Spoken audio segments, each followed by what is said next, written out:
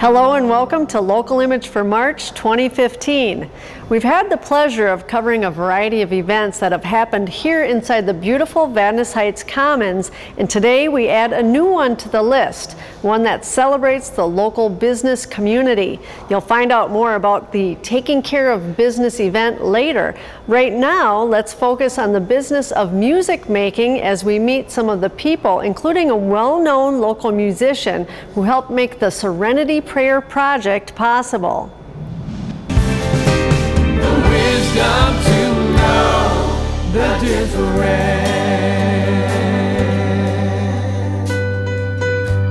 We're inside the Pearl recording studio, and I have with me our good friend Billy McLaughlin and also Lori Morris-Wirch and Nate Sabin. Thanks for joining me in the studio. This is where it all took place. That's right. Lori, with your own background, can you tell us a little bit about the prayer and the author of the prayer, and can you say the prayer? Oh, sure. God grant me the serenity to accept the things I cannot change, the courage to change the things that I can, and the wisdom to know the difference. And I learned more about the person behind that prayer, Reinhold Niebuhr, while attending the University of Northwestern, because I'm a Master's of Divinity student currently. And one of the books that we read was from Reinhold. So I looked him up and found out that he was a minister, and he also was a professor at Harvard and Princeton. And I thought, it's not only me that these words affect so deeply. These words that he put together were no accident. They can affect so many people at so many moments of one's life. And I sort of just wanted those to reach out more to more people in a different avenue. And some people it might touch them more deeply by reading it or holding it in their wallet or in their purse or having a plaque on their wall. But for other people where music moves them, I thought this would be just another avenue to touch people and have it resonate within them. So I contacted Billy to find out if he might be interested in working with me on this. And at first he was, I think, a little intimidated only out of respect for the power of the words. Mm-hmm. But I am a persistent person. And yes, you are. We had recently lost our home due to a fire, and we had moved out for 6 months. And during that time, I looked to the prayer for inspiration and comfort and to be soothed, and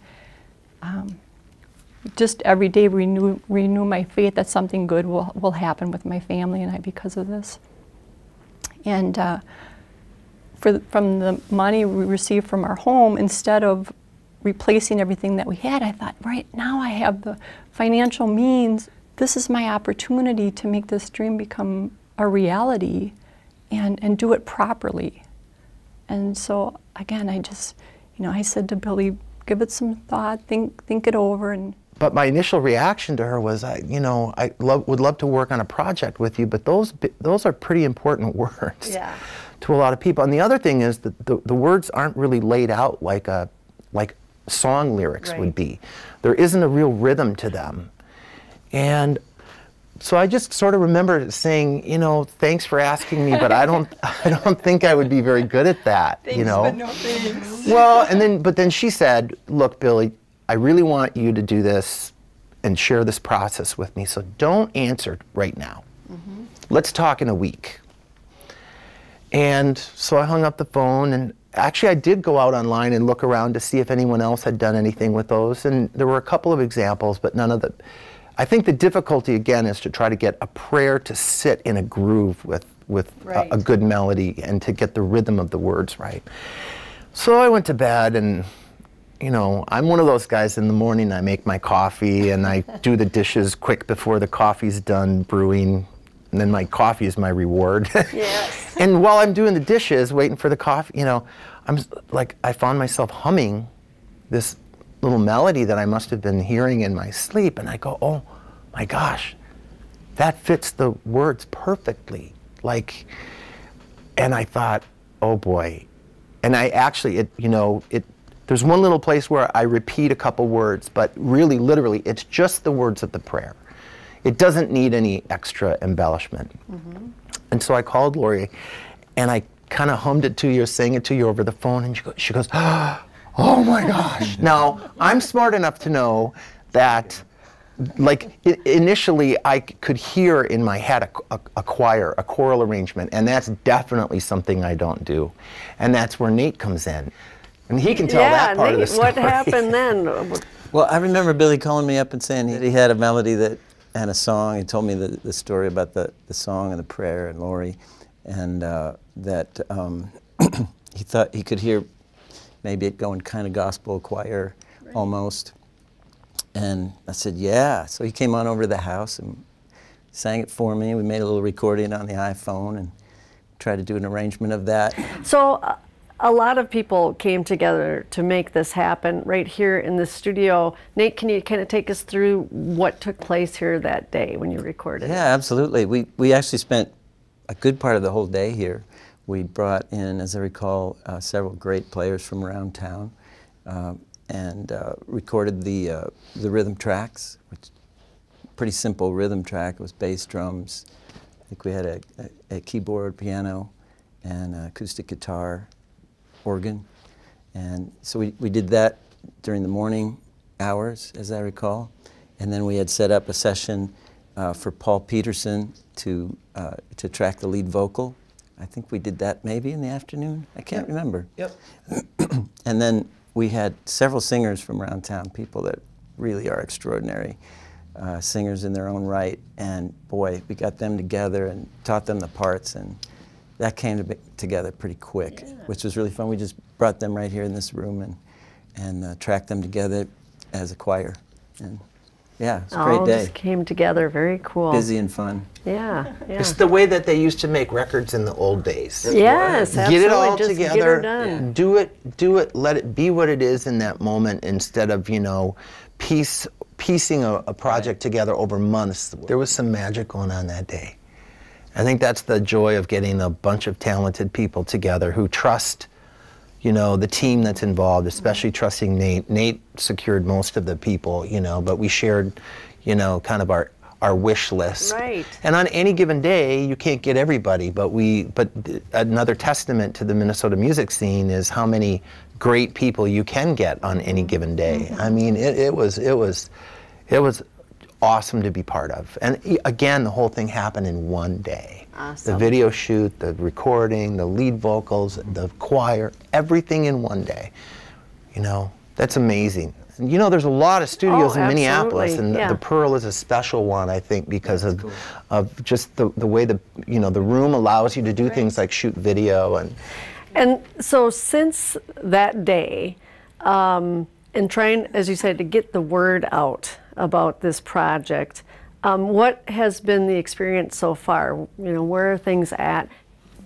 The most rewarding part of it is when I see someone share what we've done with someone else that they think might be touched by the song. The comments that we're getting from people are just so fulfilling in that thank yous for turning this such meaningful prayer into song.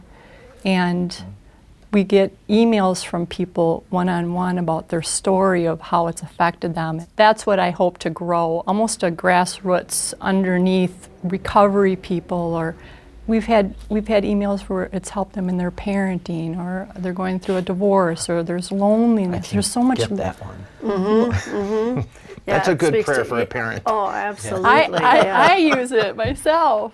And I just think the words that he put together in that short of time can affect us in almost every moment where we run into something that maybe isn't going as smoothly as we anticipated. So my hope is that reaches more people and inspires them.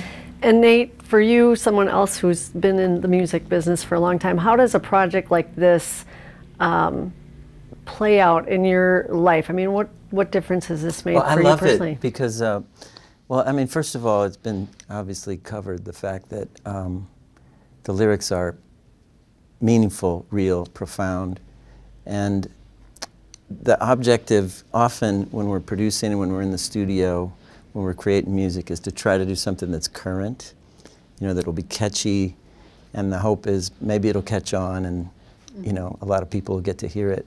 In this case, it feels different to me. It feels like these lyrics, we wanted to do something that felt more timeless and not so much defined by, you know, a genre or the moment, but something that could live on. And I feel like that could happen with this because the lyrics are so meaningful. Where can people find out more about the project, hear the music? Where do you want to point people to?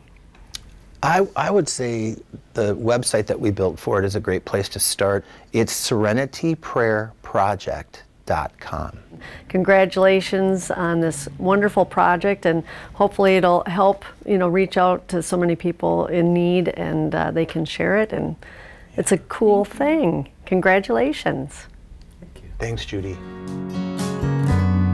God grant me the serenity to accept the things I cannot change, the courage to change all I can,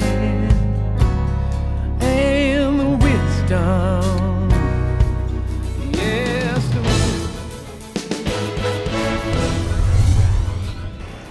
We hope you do take time to visit the Serenity Prayer Project website and take in the complete video of this beautifully simple yet powerful prayer put to music. Now, let's find out how a simple idea of bringing people together to play games turned into a fun, community-oriented business in White Bear Township. Jeffrey Wilson takes us inside your mom's basement in this local image segment. It's like you're playing in your mom's basement. And I said, oh, that's what we can call it. And that's where the name came from, and it stuck. Out of the basement and onto Main Street, where your fate can be determined by the roll of a dice. Tabletop gaming has seen resurgence in recent years, in large part to the popularity of modern Euro-style board games, which concentrate on strategy while downplaying conflict. Well, that's what games are for fun. Even in an increasingly digital world. Back in the day, video games, you know, you do the couch thing and it was fun. Your buddies were over, that was cool. Nowadays, everything's online and like talking to headsets, which is cool too, and I can hang out with people that are half the country away. But at the same time, like, it never quite compares to just being there. Tabletop gaming opens up a whole world of creativity. You can make the game whatever you want. You don't have to follow Bethesda and BioWare's rules in storytelling. It's your story, and you can make it whatever you want. It brings people together, strengthening old friendships and forging new ones. You're being a lot more social. And if you've played RPGs, you know that half of it is more just BSing half the time and not playing the game, and that's a lot of the fun. Now your mom is in it. I've played probably hundreds of people over the course of a couple worlds and regionals and stuff, and I've maybe come up against like one person that I was like, I wouldn't hang out with that guy outside of the game. You know, everyone else has been super awesome. That's what gave Dan Pettit the inspiration for Your Mom's Basement while working late nights at Perkins. We used to have a whole bunch of kids from Century College come over and play mostly Magic the Gathering, lots of other different games like that. And they would sit there all night and drink coffee and eat food, and I jokingly said to them, like, God, we should open up a shop that sells game supplies and food. We'd make a fortune. An idea that has exploded in popularity. Yes and no. It's nice that we're super busy, but we also have to turn people away because we don't have space, and that's not good. Because then you start getting the reputation, yeah, I don't go there because there's never a place to sit. It's always too busy. And you know, that's not good, because eventually that gets to be what you're known for, is just never having a place to set up. And we're trying to get rid of that. Your Mom's Basement is a place gamers can gather, play their games, be social, purchase their products, and even grab something to eat. There's a lot of people come in here and they say, oh, I've never done anything like this before. What they do is they kind of see what's going on. It has been so popular that after only 2 years, more space is needed to accommodate all the people that attend their events. Table 3, Jesse L., Sean H. We're going to try to make this place opened up for at least 40 to 50 more seats. And for those marathon gaming sessions, they're even open late. Late night gaming, to my knowledge, no other game store is open 7 days a week till 1 a.m. So if you work late, we'll still have time for you.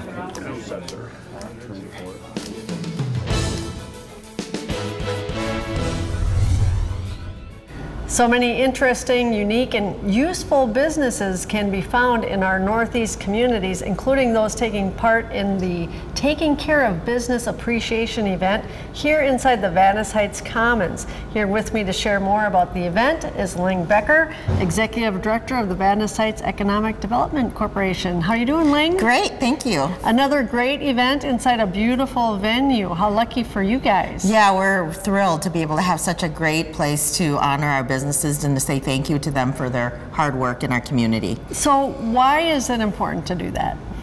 Well, I think businesses get asked for a lot of things in a community, like donations or to do different types of service.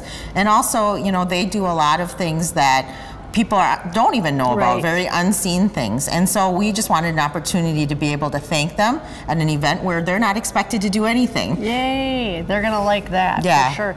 So talk about maybe a couple of the businesses that stand out in your mind as an example of businesses that give back to the community and maybe we don't even know about it.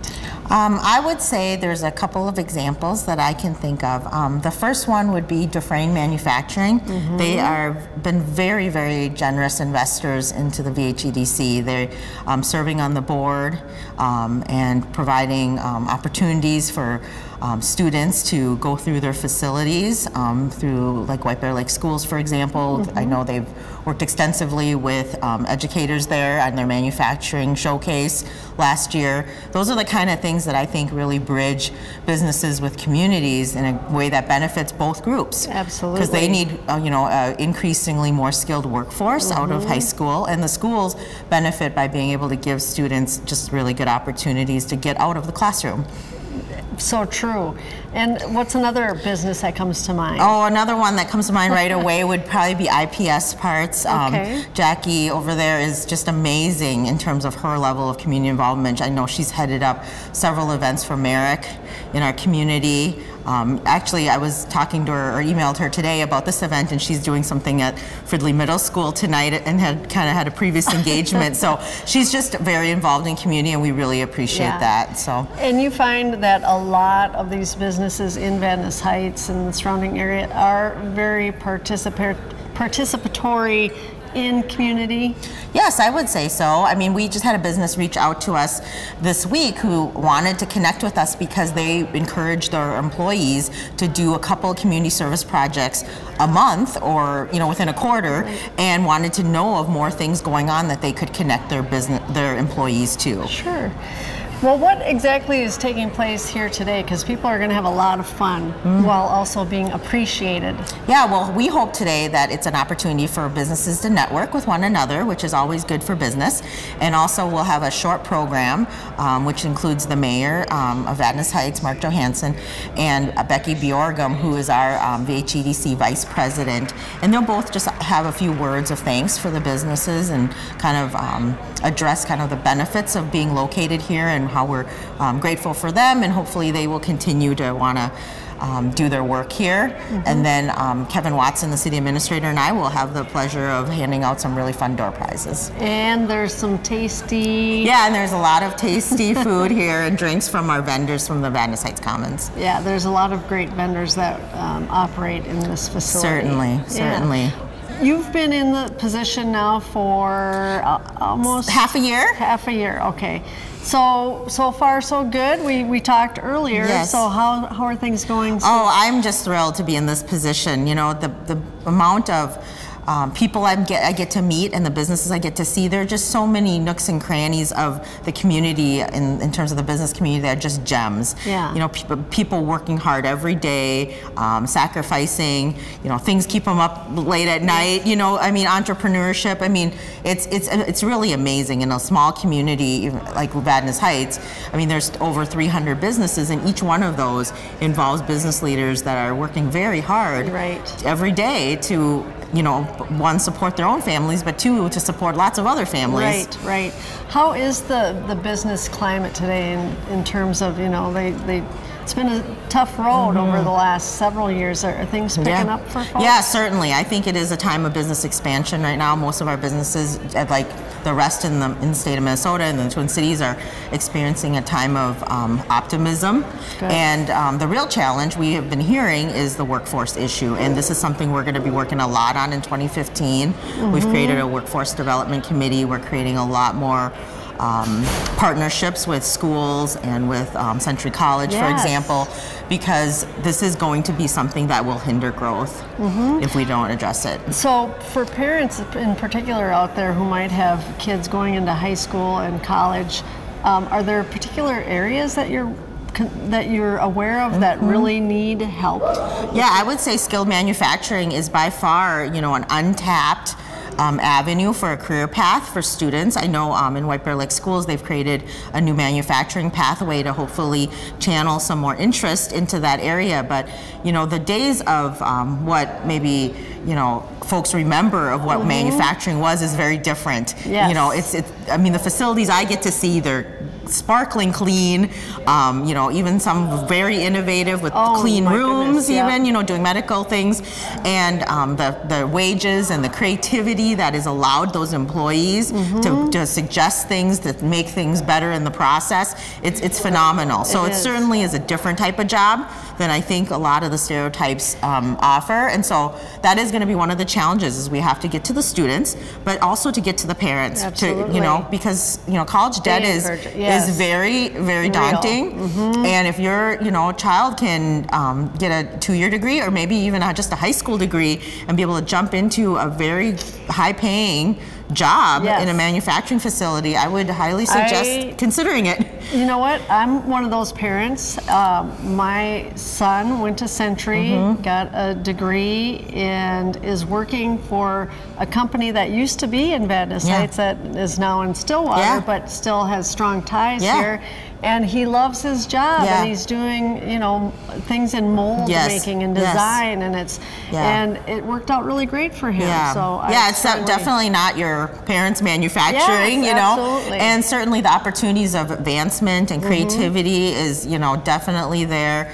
And I think the future is real bright for folks who decide to go into some of those career paths. And the future is very bright for folks working here in Vadnais Heights. These businesses are great. I've gotten to know several over the years, and now they have another strong voice to represent them, and you, Ling, with the VHEDC. And we hope everyone had a great time tonight, and best wishes. Thank you. While Ling and I snack on some tasty treats and enjoy the warmth of this wonderful venue, take a look at my attempt to turn myself into a human popsicle during this year's Polar Plunge on White Bear Lake, an event we've covered several times in the past, but a first-hand experience for me, thanks to my daughter and her team of co-workers from Logistic Planning Services. Ironically, very little logic and planning went into my plunge. Take a look. We already know that the men and women of law enforcement are brave. No doubt they're here year after year taking the plunge. But what about the rest of the people? Are they brave too, or simply crazy?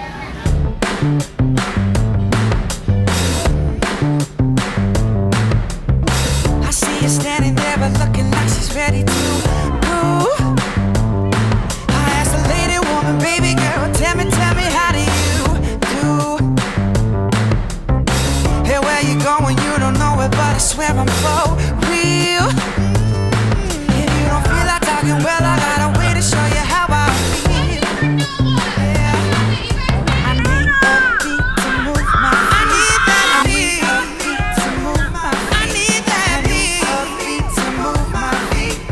Get me next to you. Grab your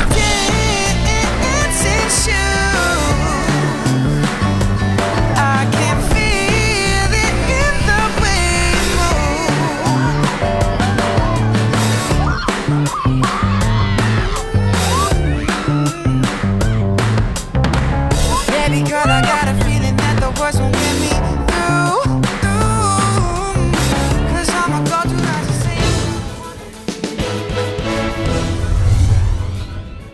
And if you couldn't tell, along with it being my first plunge, it was also my first time having a GoPro strapped to my head. So when I realized I hadn't initially submerged all the way, I felt, you know, I had to take one for the team and double dip to get the full experience. My thanks to my co-workers who were there to capture the event and my craziness, and to the fine folks at LPS who included me on their plunge team. You know, we really had a fun time, and it was for a great cause. So, until next month, I'm Judy Skeie-Voss, and I do thank you for watching Local Image.